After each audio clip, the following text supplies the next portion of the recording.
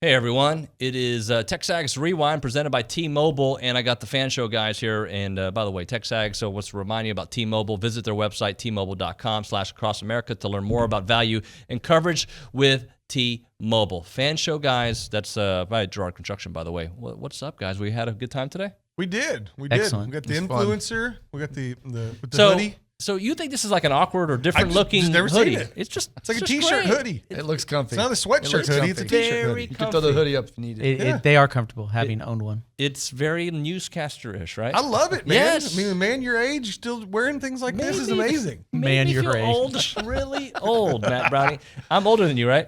Yeah, I think you're the oldest one in the room. He's the oldest one in the room, right? I think you are. All right, let's get on point here because these jokers here got me all over the place. On the show today, we had a fun. We had Stephen McGee with That's Bullcrap. We had Coach Schlossnagle twice this week. Great times to have him on the show, getting ready for the series that starts tomorrow, opening day. Logan and Tap. And we had JB Moss, which you would have listened to, but you were in a meeting. JB Moss is good, man. Stephen, I remember when he played. It was good. It was great. He was one of my faves. You know, he's one of those guys who TexAgs.com. Yeah. Premium subscriber. Boom. Yep. Listen to the interviews. You know that? Been there, done that. You do Like, that. share, comment. And, Not yet. Yeah, we got to do it earlier. They Subscribe. don't do it. Subscribe. Okay. I got one. I got one. Just roll the tape. This is not funny. Go. Stephen, what's bullcrap? Well, for me, I got two. Kyler Murray in Arizona and his frustration with their organization. To me, this falls on Kyler Murray. I mean, you're the quarterback. The great teams win because of the quarterback. It's a quarterback-driven league. And if you watch Arizona's downfall toward the end of the year, I mean, you point at Kyler and the mistakes he made as not living up to the billing. And he points the finger. Now he wants to trade. You know, instead of owning responsibility, he's kind of got that personality anyway that you can see from a mile away on the TV camera, not very likable. And that's starting to be released and come out too. That's bullcrap in my opinion. And then the Russian Olympic figure skater that tested positive for a banned substance, and then the Olympic Committee allowing her to still compete under, like, that's never, or not going to say never, but it very rarely ever happens. And probably because of the threat and scare of Russia and the Ukraine issue right now. I don't know what caused them to allow her to compete. And then of course she didn't medal anyway, but I didn't like that. And I think that's bullcrap. Olin? What's bullcrap? You know, my bullcrap is that I'm hearing Houston Texans fans too often disparaging the hiring of Lovie Smith. Well, first of all, I'm going to take up for him because he's a good East Texas guy. Right. From Big Sandy, right there between Gladewater and Hawkins. But that guy went to the Super Bowl with Rex Grossman as his quarterback. Mm-hmm.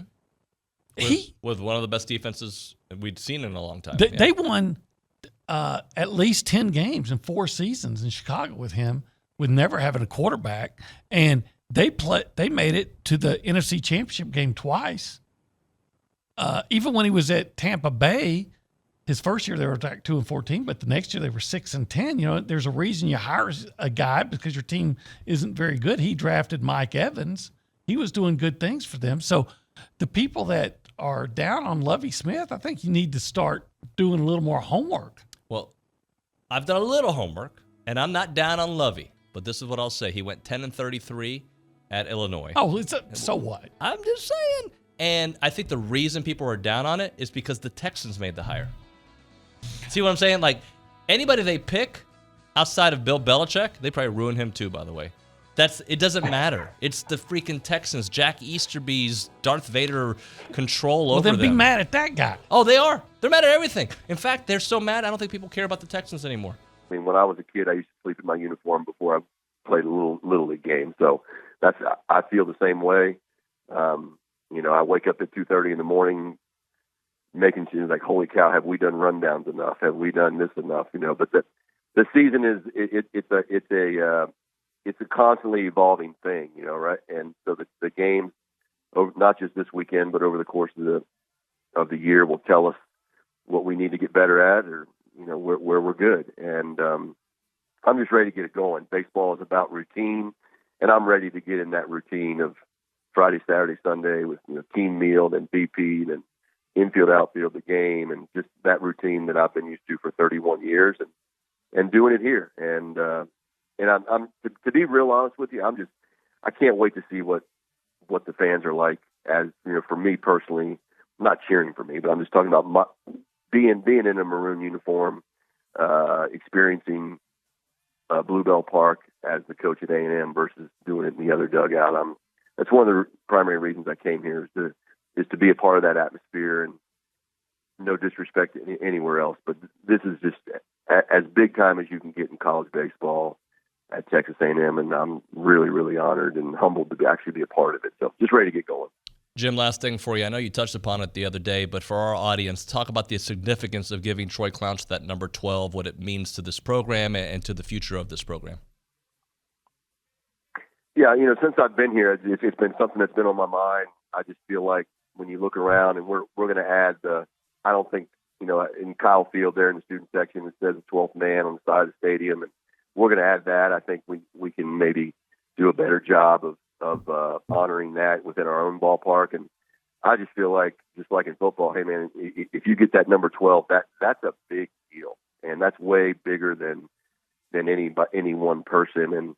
And so I've been thinking about it for a while, how to do that. And so we just decided, and there's plenty of guys on our team that could be wearing that, but Troy, since he's been here, has really stood out as a guy that, just everything about him is about the core values of the university: respect, excellence, leadership, loyalty, integrity, and selfless service. So we're going to give that to him this year. It may not be something we award every year, but I anticipate, I get to coach such great kids. There's always going to be somebody that deserves that right, and I can tell you Troy's very humble to do it, and we're excited for him. But the way I saw this team come out against Florida did not look like a team that had lost 8 in a row. They looked like a team that knew they could figure something out. The intensity on the defensive side, which I think is why they won that game. Absolutely. They got down early, but immediately shot right back up and came back and regrouped, refocused, and it became a ball game from that point on. Slow starts have been an issue for them, and finishing out games in this 8-game losing streak prior to this last win was an issue, but I think they've corrected a little bit of both of those. We're going to have to see against Vandy. At this point with this team, it's one game at a time, and Vandy's the next one. I think it's a winnable one, and I think they have some confidence going into it. Let me ask you both this, and we'll start off with you, Tap. How important is Marcus Williams to this team's future? He's had a rough year, but he does bring something when he's on, and it's been a while since he's been on. But the way he plays the point guard position is exactly what I think this team needs. He just hasn't been able to figure it out. I think go back to the 4-game winning streak that we started in the SEC. We weren't lamenting his shooting woes and all these other things, but I think it like you said.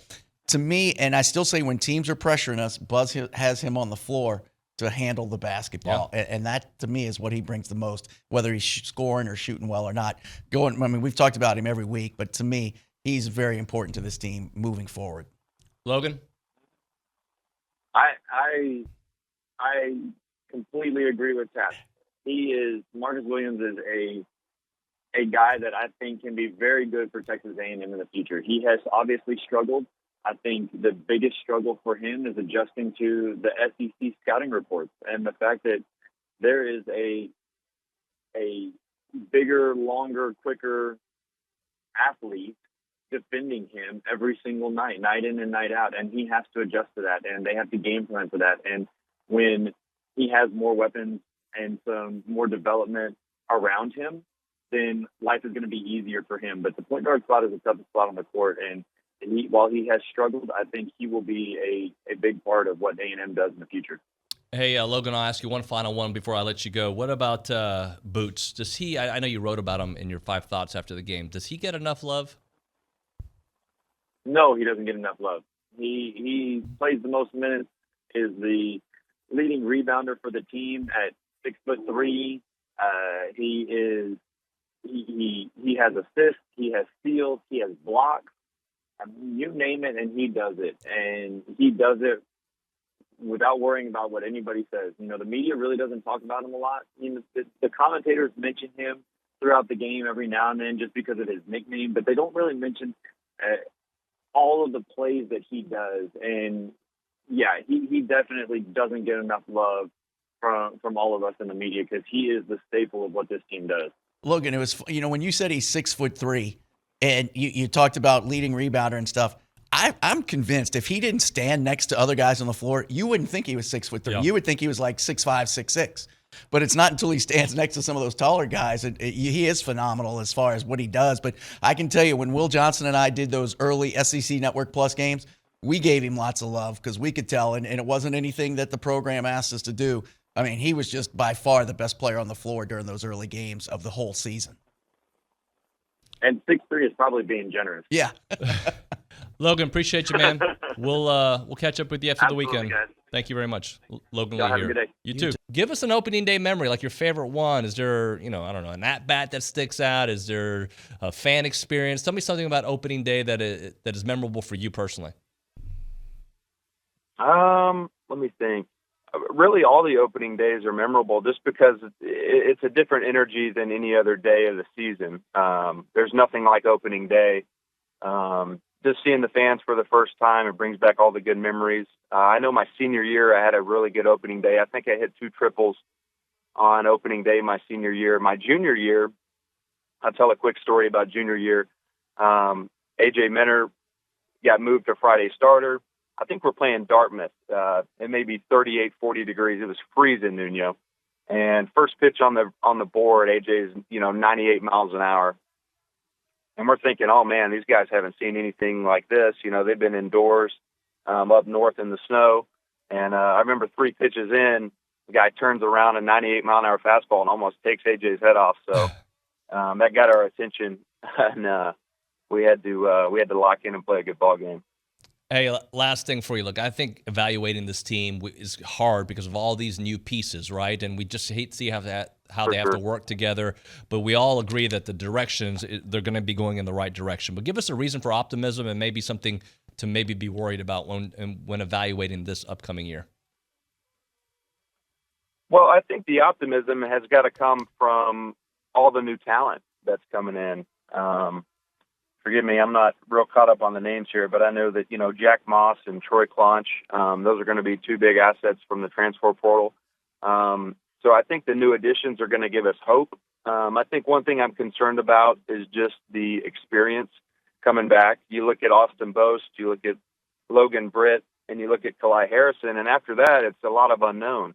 And so we're going to have to kind of see guys step into new roles, and I think we're going to have to be patient with them, but I'm super excited, to see the talent all come together. All right, well, he's already told you what to do already, so I got nothing else to close. So, Stephen, you just end the show however you want. Have a great day and gig 'em. Opening day's tomorrow. Opening day tomorrow. We're a bunch of dorks. Thanks, guys.